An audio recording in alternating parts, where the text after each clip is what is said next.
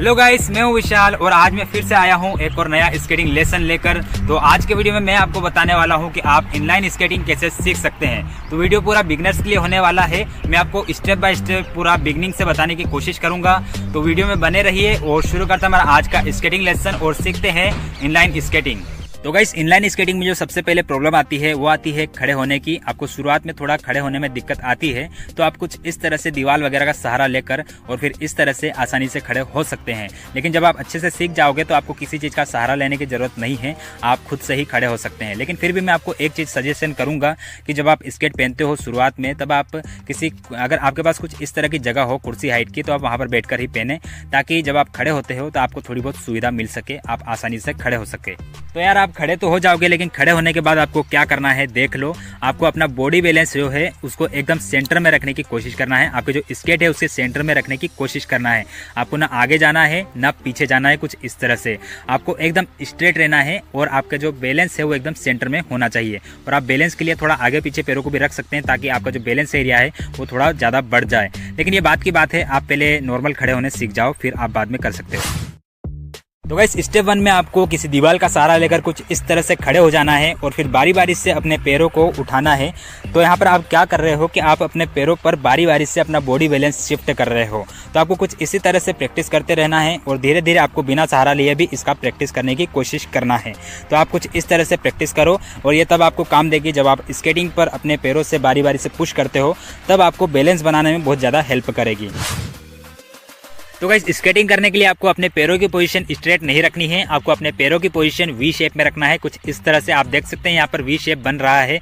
अगर आप अपने पैरों की पोजीशन स्ट्रेट रखोगे तो आपको आगे बढ़ने में दिक्कत होगी, आप आगे नहीं बढ़ पाओगे। लेकिन वी शेप में रखकर आप आगे की ओर इस तरह से अपने आप को पुश कर सकते हैं। तो आपको इसी तरह से वी शेप में अपने पैरों की पोजीशन रखना है और फिर आगे की ओर बढ़ने की कोशिश करना है। और आप यहाँ पर देखोगे कि आप अपना बॉडी बैलेंस दोनों पैरों पर बारी बारी से शिफ्ट करे जा रहे हो, जो कि आपने स्टेप 1 में सीखा था। तो वो चीज़ आपको यहाँ पर आपका बैलेंस बनाने में थोड़ा हेल्प करेगी। और जब आप अच्छे से स्केटिंग करने लग जाते हो और आपको खड़े खड़े जाना हो, तो आप दोनों पैरों को स्ट्रेट एकदम रख सकते हैं और खड़े हो सकते हैं। और फिर वापस पुश करना हो तो वापस से आप अपना इस तरह से पुश करना शुरू कर सकते हैं। तो आप ये टेक्निक भी अपना सकते हैं अगर आपको खड़े खड़े जाना हो तो गाइस, स्टेप 3 में आपको मैं एक गलती बता रहा हूं जो बहुत सारे बिगिनर करते हैं शुरुआत में। मतलब वो आगे की ओर अपनी जो अपर बॉडी रहती है उसको झुकाकर कुछ इस तरह से चलते रहते हैं। तो आपको ये गलती नहीं करना है और ना ही आपको सिर्फ अपने घुटनों को इस तरह से झुकाकर रखना है और ना ही आपको अपने अपर बॉडी को इस तरह से झुकाना है। आपको झुकना है तो आप अपने जो शोल्डर है और जो आपके घुटने हैं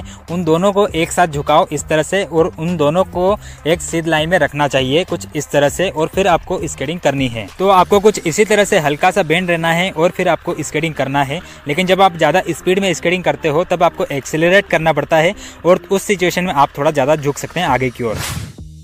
तो यार, नॉर्मल स्केटिंग सीखने के बाद आपको थोड़ा ज़्यादा पुश लेने की प्रैक्टिस करना है। मतलब जिस पैर से आप पुश लेते हैं उससे थोड़ा ज़्यादा पीछे की ओर निकालना है और जो पैर आगे जाता है उस पर आपका पूरा बॉडी बैलेंस रहना चाहिए और दूसरा पैर पीछे की ओर निकलेगा इस तरह से। तो अगर मेरा राइट लेग आगे की ओर जाता है तो राइट लेग पर मेरा बॉडी बैलेंस जाएगा, और लेफ्ट लेग आगे जाता है तो लेफ्ट लेग पर मेरा बॉडी बैलेंस जाएगा। तो आपको कुछ इसी तरह से थोड़ा ज़्यादा पुश लेने की प्रैक्टिस करना है। और साथ साथ में आपको हैंड मूवमेंट भी थोड़ा ध्यान में रखना है। मतलब अगर मेरा राइट लेग आगे की ओर जाएगा तो मेरा लेफ्ट हैंड आगे की ओर निकलेगा, और अगर मेरा लेफ्ट लेग आगे की ओर जाता है तो मेरा राइट हैंड आगे की ओर निकलेगा। तो आपको एकदम वॉकिंग पोजीशन में चलना है, लेकिन आपको थोड़े बड़े बड़े कदम लेना है कुछ इस तरह से, और इसकी अच्छे से प्रैक्टिस करना है ताकि एकदम प्रोफेशनल स्केटिंग लगे आपको भी। और वैसे अगर आपने आगे वाली स्टेप्स को अच्छे से क्लियर कर लिया है तो आपको ये स्टेप ज़्यादा हार्ड नहीं पड़ेगी, क्योंकि आपने पहले ही स्केटिंग पर चलना सीख लिया है। तो यहाँ पर आपको सिर्फ पुश करने की प्रैक्टिस करना है। मतलब जिस पैर से आप पुश कर रहे हैं उस पैर को थोड़ा ज़्यादा बाहर की ओर निकालने की कोशिश करना है कुछ इस तरह से।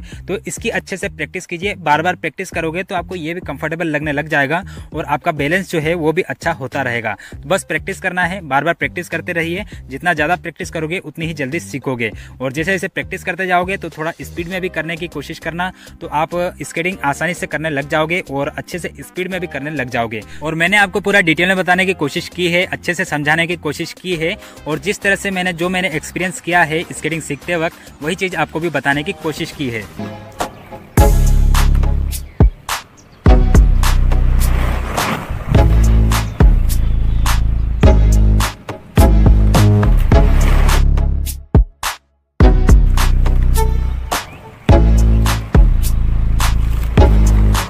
तो आई होप गाइस कि आपको सब कुछ समझ में आ गया होगा कि किस तरह से आपको इनलाइन स्केटिंग करनी है, सीखनी है। लेकिन फिर भी कुछ डाउट हो तो कमेंट जरूर करना, और डिस्क्रिप्शन में मेरी इंस्टाग्राम आईडी की लिंक है, वहाँ पर भी आप मुझे फॉलो कर सकते हैं।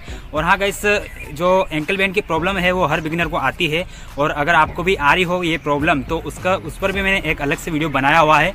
उसका लिंक मैं डिस्क्रिप्शन या फिर आई बटन में दे दूंगा, वहाँ पर आप क्लिक करके उसे भी देख सकते हैं। तो गाइस यार, आज के वीडियो में इतना ही, और मिलते हैं नेक्स्ट वीडियो में कहीं और स्केटिंग करते हुए या फिर इसी तरह से कुछ नया सीखते हुए। तो बाय गाइस।